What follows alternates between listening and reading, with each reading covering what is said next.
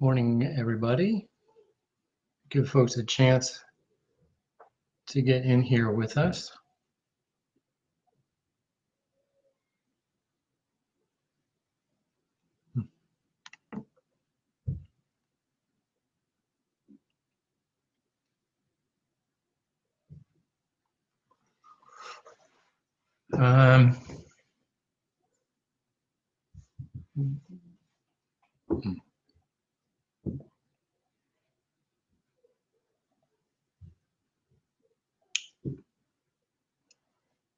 Well, I think if you've been paying attention at all or this week, then you're probably a little bit all over the place as we watch what is transpiring in Minneapolis and in other places as people lament and demand justice in the deaths of Breonna Taylor and Ahmaud Arbery and Mr. George. So if you have been paying attention this week, then maybe your thoughts are all over, both geographically, but perhaps in terms of being able to focus. So I think maybe we start in Psalms of Lament. And I think in times when words aren't easy to come by, certainly appropriate words aren't easy to come by, then allowing yourself to take direction when you cannot discern that yourself is appropriate. So I'm going to read us Psalm 69.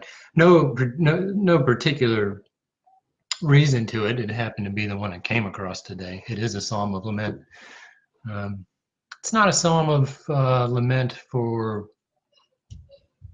people not under threat. It is a psalm of lament for people who are actually under threat. So I'm going to acknowledge that, and I'm not under threat, and so I'm going to acknowledge that up front. But we'll read together. Psalm 69, and it's long, so bear with me. Save me, O God, for the waters have come up to my neck.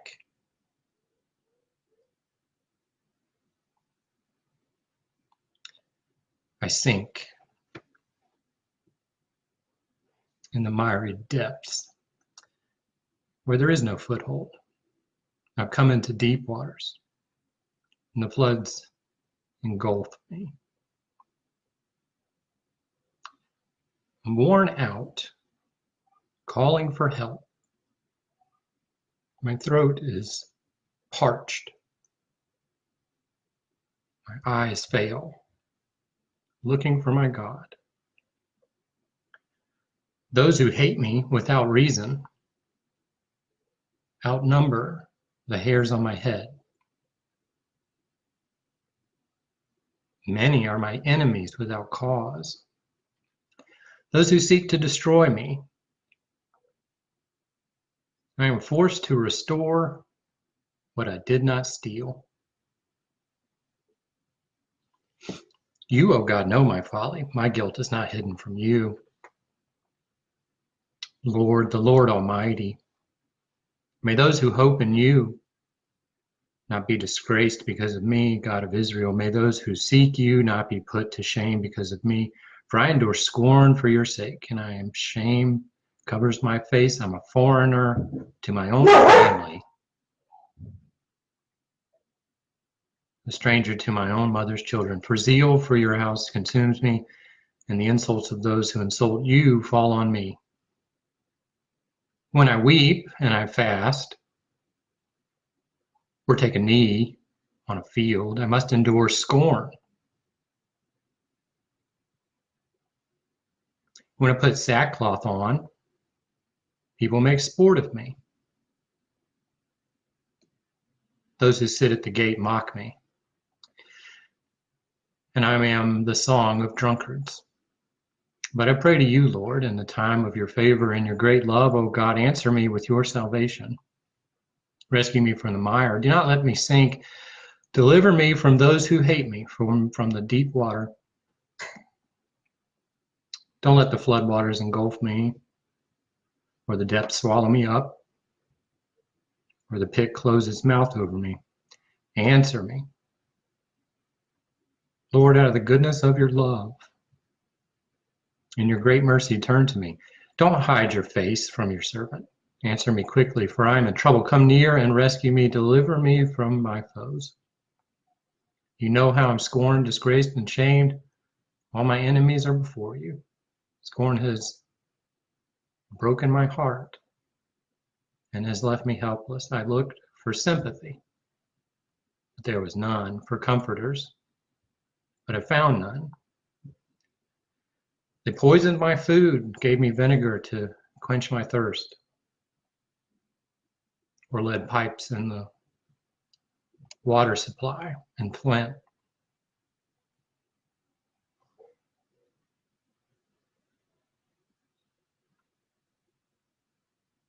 May the table set before them be a snare or a trap. May it become retribution. May their eyes be darkened so that they can't see, and their backs be bent forever. Pour out your wrath on them. Let your fierce anger overtake them. May their place be deserted. Let there be no one to dwell in their tents, for they persecute those you wound and talk about the pain of those you hurt. Charge them with a crime. Charge them with crime upon crime.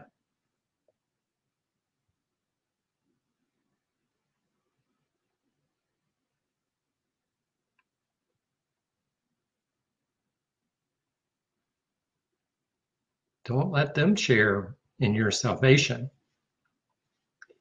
Don't let them share in freedom. May they be blotted out of the book of life and not listed with the righteous. But for me, afflicted and in pain, may your salvation, God, protect me. I will praise God's name in song, glorify him with thanksgiving. This will please the Lord more than an ox, more than a bull with his horns and hooves. The poor will see and be glad. You who seek God, may your hearts live. The Lord hears the needy, does not despise his captive people. Let heaven and earth praise him. The seas and all that move in them, for God will save Zion, rebuild the cities of Judah, and then people will settle there and possess it, and the children of his servants will inherit it. And those who love his name will dwell there.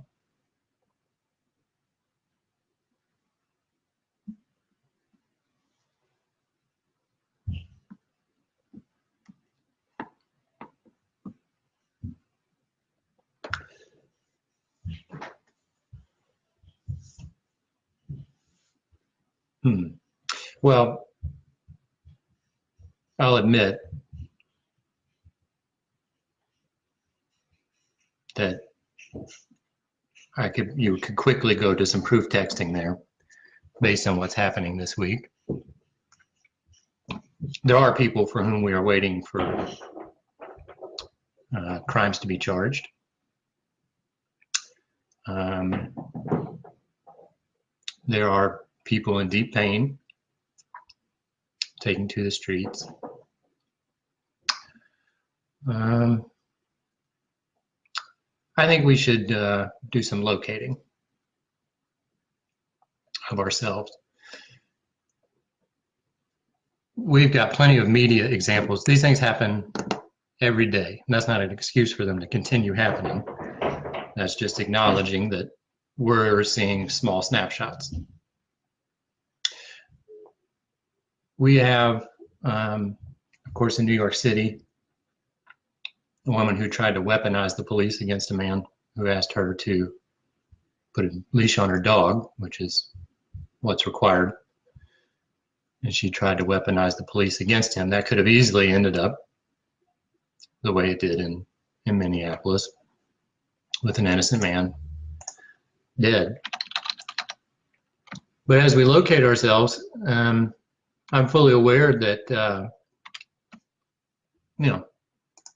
I would never be the George Floyd. That's not the case. And I think for anybody that's looking like me, especially for white liberals who tend to fail to follow through often with the real justice that we purport, I can only locate myself in the woman who called the police. And I can only locate myself in the policeman who killed George Floyd or Breonna Taylor. And when I think about the future for any of us, but in particular for me or my family, then I don't have to worry about the police threatening my family. I have to worry about my family becoming the police that threaten others. Or potentially the power holders and policymakers that make or sustain bad policy.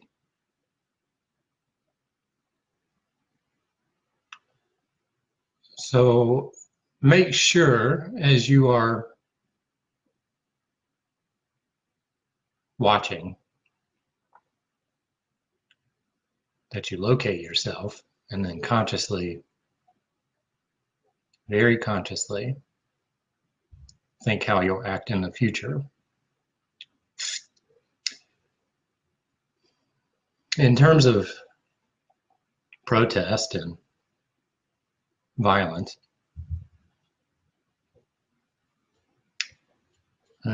people are hurting. You don't want to see people hurt. Buildings can be rebuilt. Stock can be replenished. Lives can't come back. Insurers will no doubt value the target building at a significantly higher value than a life, which is valued at $1 million. That's upside down, in case you were wondering. Lives are very precious, every one of them. I want you to remember while this coverage goes on and we engage in another round of this communal voyeurism, that you are seeing a snapshot. You aren't getting the whole picture of everything that happens. I won't get to know exactly every detail of what happens in Minneapolis, and neither will you. I do know in Baltimore, in 2015, after the death of Freddie Gray,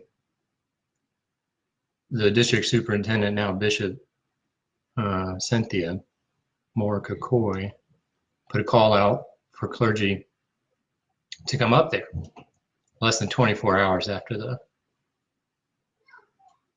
protests really got into the street and the fire started and the CVS was burned and things. And I went up there with Pastor Don. And what you see on the ground is not what you see reported. What you saw reported in Baltimore were the fires and the burned out cars and then the confrontations with Geraldo. But what we got to see was parades, community, roller skating teams, marching bands, parents out with children, and even one of those guys with the bullhorn who's telling everybody they're going to hell. He didn't need to be there. I don't know why he was there. But we got to talk with people. We got to pray with people. And you're not going to get to see that if you're not there. So please don't take what the snapshot you get on the TV as the full reality of the situation. It's not all destruction. There's life happening, even now. And it's people trying to eke out life in a place where the floodwaters are very high, figuratively. Now, I realize I'm all over the place. Today was supposed to be a chance to talk about the DREAM Act.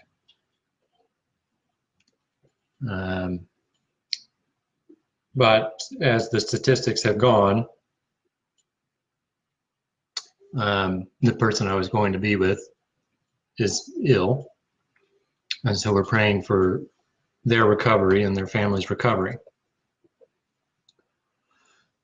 On that front, I'll remind us that before the Supreme Court right now is a case that will determine the future of the DREAM Act. Right now, there's over 600,000 DACA holders, which grants temporary legal status so you can work and pursue education. At its height, there were over 800,000. Roughly 30,000 of the Dreamers are frontline healthcare workers, and that doesn't include all of the support services and staffs that are not necessarily considered frontline at hospitals. The Supreme Court ruling is due out imminently, but certainly before the end of June. There are members of our congregation and many Methodist congregations, among others, who are DACA holders, whose futures are at risk. The DREAM Act was first introduced roughly in 2001 and has never passed out of Congress. The most recent iteration was passed, I think, in May of 2019. And it made it through the House and has since languished in the Senate. There's a lot of lives and futures in question. And there is a lot of communal trauma that goes along with that without being able to predict what is next for you. And so in that community too, we see not only vicarious community trauma being transmitted, but also the lived life trauma based on how a country chooses to treat those who are here to live. Our work is to pursue justice daily, and that goes on. And while we are subject to news cycles, we can maintain focus on what we are trying to do long term. So for the Foundry community right now, that includes getting the information in so that we can do our strategic planning about how we are really going to work to dismantle systemic racism within our congregation, such that we can more faithfully and appropriately work to dismantle it in our community at large. So, per the reminder that we've been doing each week, you received an email. Well, 1,400 of you, or 1,400 email addresses, received the Racial Justice Survey. And it's my fault. It went to your spam. I put it from the JRJ@Foundry email address, so I'll own that. But please check your spam or your junk mail and get that in. It's a 10-minute survey. But that helps us so that we can inform how we will very intentionally and pragmatically move forward with our study. This helps us locate where we are right this minute. And it will help us to train the leaders that we need to have these conversations. There are a lot of freedom funds that you can be donating to right now, Minnesota in particular, but there are plenty all around the country to try and bypass systems of criminalizing poverty, holding people in jail when they don't need to be. And then there's the work to be done to actually put the people in jail who need to be there. When the DACA ruling does come out, we will, of course, let you know. And hopefully, once people are healthy again, we can have our interview. But I didn't really want to replace him because he can't be replaced. And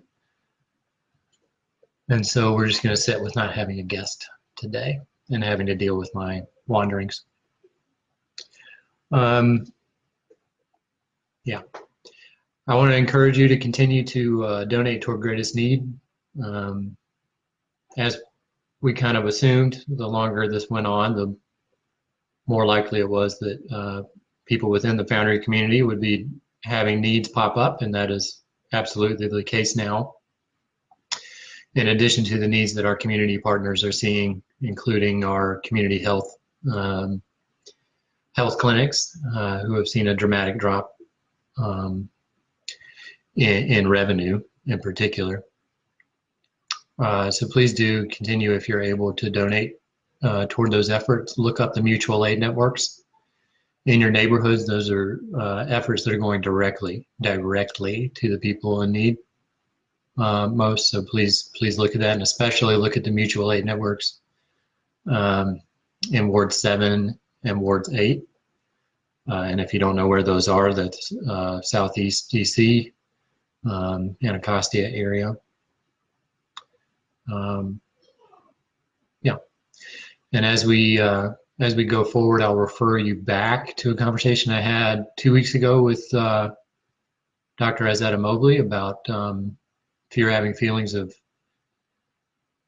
if you're having feelings of guilt, or pick your term, please don't lay that upon your Black friends who are already worn out and hurting in ways that you can't imagine. I'm available. You might not like what I have to say, but I'm available. And Pastor Ginger and Pastor Will and Pastor Casey are all available, so do let us know. Guilt is a trap. Hurt feelings that white people hold in these situations is a trap. And you have the power to shut down conversations that are desperately needed, and you need to be aware of that.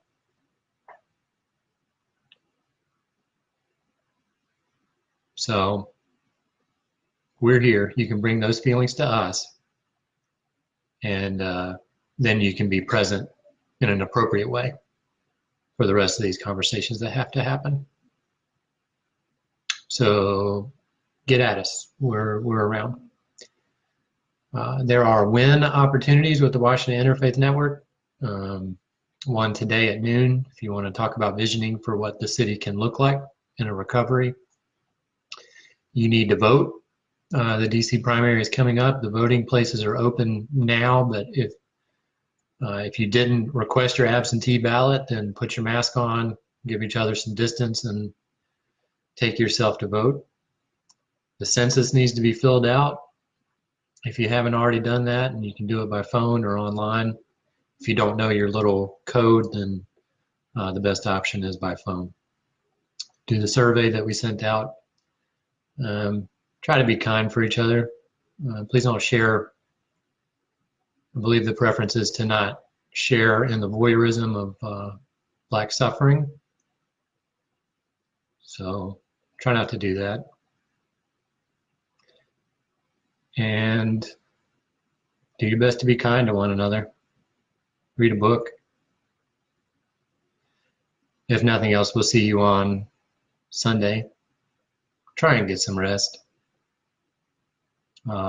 Maybe social media this weekend won't be the best place for you to be. Otherwise, we'll see you at worship on Sunday. Bye, friends.